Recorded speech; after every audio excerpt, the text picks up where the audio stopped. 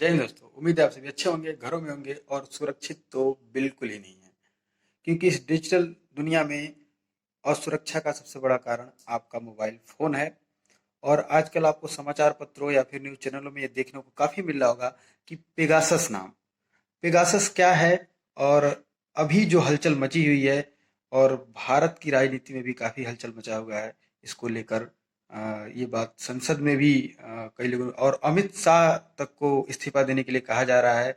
और यहाँ तक कि महाराष्ट्र की शिवसेना भी ये कह रही है कि आखिर पेगासस का बाप कौन है। और मोदी सरकार की अवहेलना भी हो रही है, आलोचना भी हो रही है।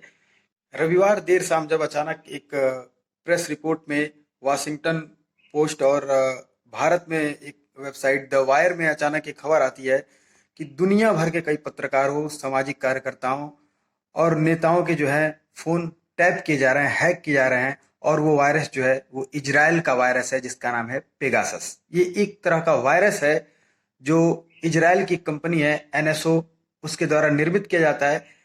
और ये एमनेस्टी इंटरनेशनल द्वारा ये रिपोर्ट जारी किया गया है और उसके साथ भी अन्य कई संस्थाएं भी हैं।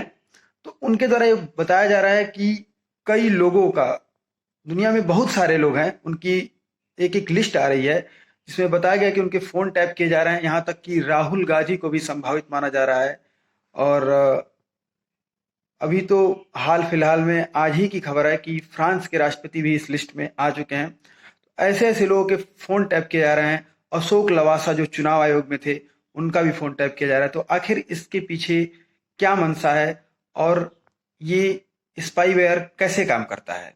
पेगासस एक प्रकार का स्पाईवेयर है जो किसी के भी मोबाइल में एक मैसेज के रूप में जाता है। अगर आप उसे टैप करते हैं, क्लिक करते हैं, तो आपसे जुड़ी, आपके मोबाइल से जुड़ी सारी जानकारी उस स्पाईवेयर के माध्यम से वो उपयोगकर्ता तक पहुंचा देगा। और यहाँ तक कि आपका मोबाइल फोन का कैमरा, माइक्रोफोन और सारी चीजें आपके मोबाइल फोन का ये स्पाईवेयर, जिसको पेगासस कहा जा रहा है, वो उपयोगकर्ता तक पहुंचा देगा। इसका सबसे पहला मामला जो है 2016 में आया था, यूएई में आया था। अहमद मंसूर नामक एक व्यक्ति थे, जो एक मानवाधिकार कार्यकर्ता थे। वो एप्पल का मोबाइल यूज करते थे, लेकिन ये पेगासस जो स्पाईवेयर है ये वहां तक इसने सेध अपनी कर ली। एप्पल के मोबाइल जो ज्यादा सुरक्षित मोबाइल माने जाते हैं, तो सबसे पहला मामला वहीं आया और वहीं से पता चला कि इनके मोबाइल में बार बार एक मैसेज आ रहे थे, इनक्रप्टेड मैसेज आ रहे थे। और उन्हें ये लगा कि कहीं ना कहीं कुछ मेरे मोबाइल में दिक्कत है, तो उन्होंने इसे लैब में फॉरेंसिक टेस्ट कराया और जिससे ये पता चला। और इसके बाद 2017 में भी एक बार इसका मामला उठा था और 2020 में फेसबुक के द्वारा भी इसका मामला उठा था।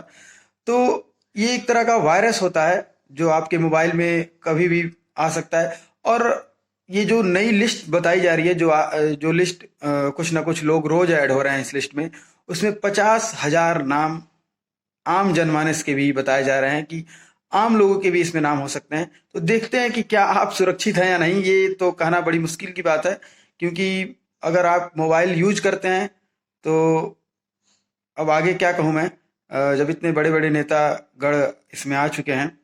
और बात करें पेगासस, जो इसकी कंपनी है एनएसओ, ये सिर्फ उन्हीं लोगों को बेचती है जो केवल सरकारों को बेचती है। मतलब जांची परखी जो सरकारें होती हैं और सुरक्षा एजेंसियों को ये दी जाती है। ये नहीं है कि इसे कोई भी खरीद सकता है। ये इजराइल की कंपनी है, जैसा मैंने बताया 2009 में इसका स्थापना हुआ था एनएसओ का। और ये उन्हीं लोगों को बेचता है जैसे कोई खुफिया एजेंसी है।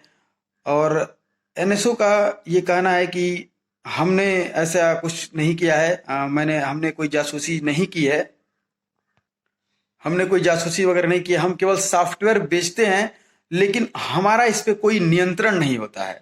और अगर हमें ऐसा कुछ पता चलता है तो हम उस पर उचित कार्रवाई करेंगे। अभी तक तो सिर्फ यही कहा जा रहा है। और उसका तो यही कहना है कि हम इसे आतंकवाद के खिलाफ और जानी मानी सुरक्षा एजेंसियों को भेजते हैं। यहाँ तक कि अभी ये भी नहीं कहा जा सकता पूरे तरीके से कि भारत इसका खरीदार है या नहीं। तो देखते हैं इस सूची में आगे किस किस का नाम आता है और आगे क्या क्या होता है। जय हिंद दोस्तों।